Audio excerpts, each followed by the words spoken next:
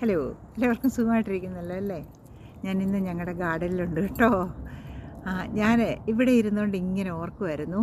ഞാൻ ആദ്യം UK വരുമ്പോഴേ ഇവിടെ അധികം മലയാളികളൊന്നും ഇല്ല. ഞാൻ താമസിച്ചുകൊണ്ടിരുന്നതിനിടയ്ക്ക് കേട്ടോ. അവിടെ എങ്ങനായിരിക്കും ആരുമില്ല, ഒരഭിപ്രായം ചോദിക്കാനാണെങ്കിലും ഒന്നും ആരുമില്ല. ആകെ എൻ്റെ കൂടെ ഉണ്ടായിരുന്ന ഒരു കുട്ടിയുണ്ട്. അവിടെ കല്യാണമൊന്നും കഴിഞ്ഞല്ല. പിന്നെ എൻ്റെ മക്കളെ ഇവിടെ കൊണ്ടുവരണമായിരുന്നു. അവരെ ഏത് ലെവലിൽ മുൻപോട്ട് പഠിപ്പിക്കണമെന്ന് പോലുമുള്ള ഒരു ഡിസിഷൻ എടുക്കാൻ എനിക്ക് തന്നെ പറ്റുന്നില്ലായിരുന്നു. കാരണം ഒരു അഭിപ്രായം ചോദിക്കാൻ പോലും ആരുമില്ലായിരുന്നു ആ സമയത്ത് അവിടെയൊക്കെ കേട്ടോ. അവിടുന്ന് ഞങ്ങൾ മാറി ഇപ്പം.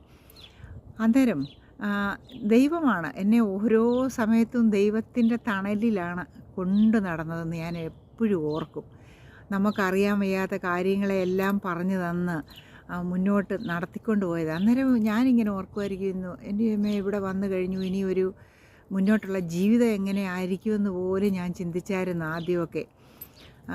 പക്ഷേങ്കിൽ അതിൽ നിന്നെല്ലാം വിടുതൽ തന്ന ദൈവം എന്ത് അത്ഭുതകരമായിട്ടാണ് നടത്തിയെന്നറിയാമോ?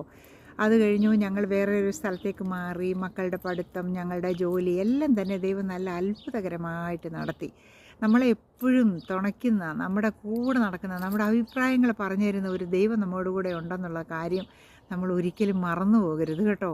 നമ്മൾ ആരുമൊക്കെ ഇങ്ങനെ ഇല്ലാതെ ഓരോ സമയങ്ങളിലാണ് നമുക്കിതൊക്കെ കൂടുതലായിട്ട് നമ്മുടെ ഹൃദയത്തിലേക്ക് കടന്നു വരുന്ന ഓരോ സംഭവങ്ങളാണ്.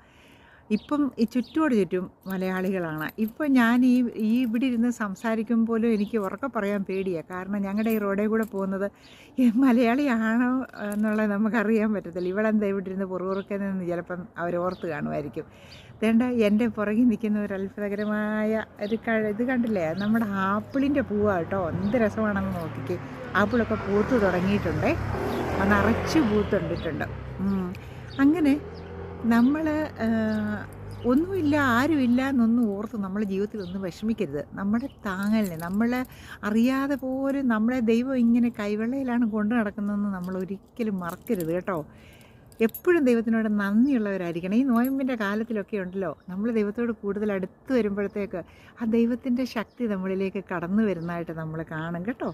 ഇവർക്ക് നല്ലൊരു ദിനം നേർന്നു കൊള്ളുന്നു. നന്ദി, നമസ്കാരം.